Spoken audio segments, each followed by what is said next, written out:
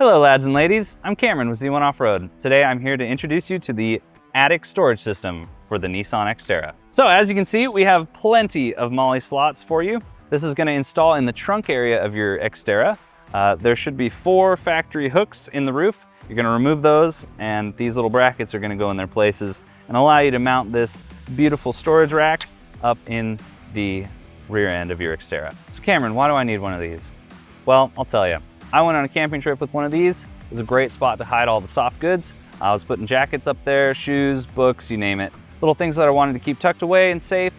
And then I also had all the MOLLE panels down here to be able to attach to.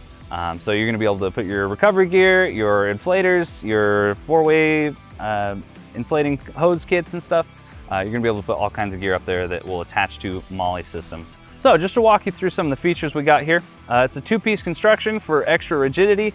It's not gonna flex or anything while you're going down the trails.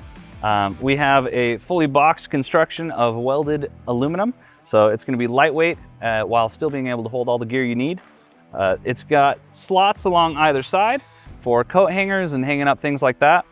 We have these little slots between all the MOLLE cutouts that you can tie things to. You can put little quarter turn T-nuts through, whatever you're looking to mount to those. You got all the MOLLE cutouts you could ever need for days. These are also equally spaced, so if you have something extra long, these are equal spacing through here. And then also in the front here, we have a single long row of MOLLE cutouts for you to mount any sort of long item across the front or tie things to it. It gives you all kinds of mounting options. You're gonna have plenty of space to mount everything you need. So let us know what you guys think in the comments. Tell us what kind of stuff you'd put in your attic storage system and go get yours at z1offroad.com today.